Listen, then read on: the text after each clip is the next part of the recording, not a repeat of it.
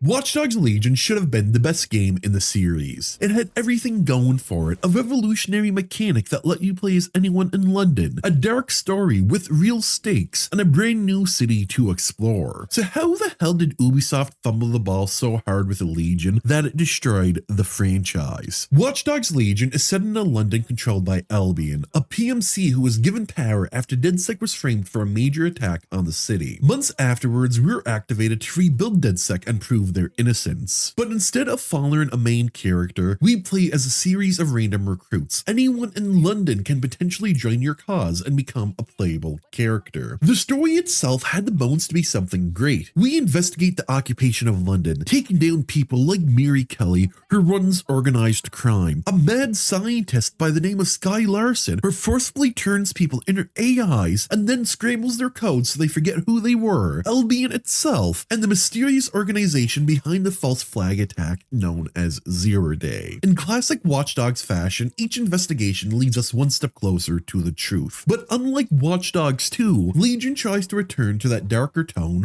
that made people fall in love with the first game. The Mary Kelly gang literally keeps slaves, and when those people are no longer useful, their organs get sold. One of the AIs we encounter literally begged to be killed, and Albion operates like an operation force led by someone with a certain Charlie Chaplin lookalike vibe. All of this should have made Legion great, but it didn't, because of the very thing Ubisoft advertised day and night, the recruit anyone mechanic. Every NPC in Legion is recruitable, and they come with their own perks and abilities. Some can control drones, others come with silenced weapons or disguises. This should have added incredible replayability to the game, but it didn't because there was no main character, and because of that, there was never any emotional attachment to the story. We don't get personal reasons for wanting to find Zero Day. It all just feels like everyone is trying to find them because they're being told to. I tried to get invested with Legion. The storylines, they seemed really interesting, but the fact that my character felt more like a placeholder in this story than someone who was meant to be in it was just too hard to look past. There were moments where I was playing as an Albion guard, and in a cutscene, someone was talking trash about Albion directly to him. I half expected him to say a line specific to his dialogue. Instead, he just nodded his head like an idiot. And that's the problem with the recruit anyone mechanic. The dialogue is so generic that it has to fit any character, which means it really fits none of them. And the recruitment system makes it even worse. Legion has a like and dislike system where NPCs respond to your actions. But here's the thing, you can blow someone's spouse's head off, show up to their therapy session while they're crying and blow their therapist's head off too, and they will still join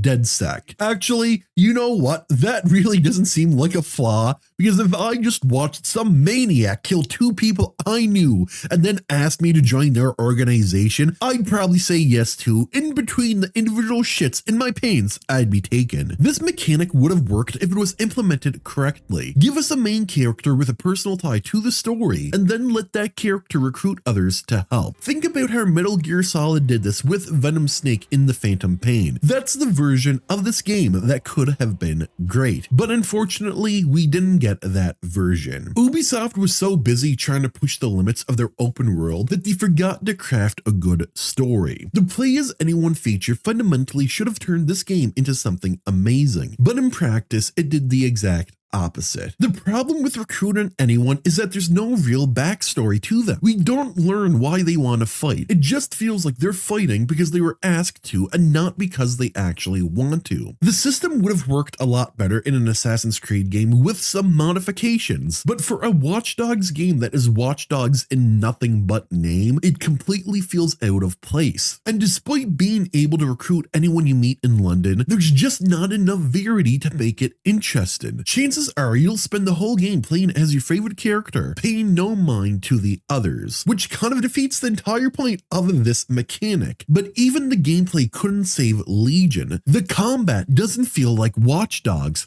It feels like any other third-person shooter. There's little to no hacking, and what hacking exists is locked behind specific recruits or gadgets with a limit of one at a time. The stealth is actually a step up from Watch Dogs 1 and Watch Dogs 2, I will give it that. that. You can find recruits with silenced weapons, and I'll be honest here, there is something deeply funny about running through most of the game as an old woman with a suppressed M9 just murking a bunch of gangsters, but there are no lethal silenced weapons available in your actual loadout menu. And that's because the game pushes hand-to-hand combat just a little too hard to the point that it's annoying. But I can understand that logic because London is a no-gun zone. But most melee encounters just come down to pressing the same two buttons over and over again. And I'm going to bring up Assassin's Creed once again because that's the kind of vibes the melee encounters gave. I'm not making a comparison to the current day Assassin's Creed games, but rather the older ones, the combat from the modern day Desmond Arc sections. That is what the combat in Legion reminds me of. In my Watch Dogs 2 video, I talked about how Ubisoft's overcorrection ruined that game and how that split the fan base right down the middle. Legion proves they didn't learn from this. They overcorrected again, this time trying to return to the grit and darkness of Watch Dogs 1. The only difference is that Watch Dogs 1 is still debated about whether it's better or worse than Watch Dogs 2. If you ask any Watch Dogs fan what they think about Legion, chances are they're going to tell you it sucks donkey balls. And this constant overcorrection has probably destroyed the franchise for good. Ubisoft was so focused on the recruit anyone mechanic as the big selling point that they forgot something fundamental. For a game to be successful, it has to be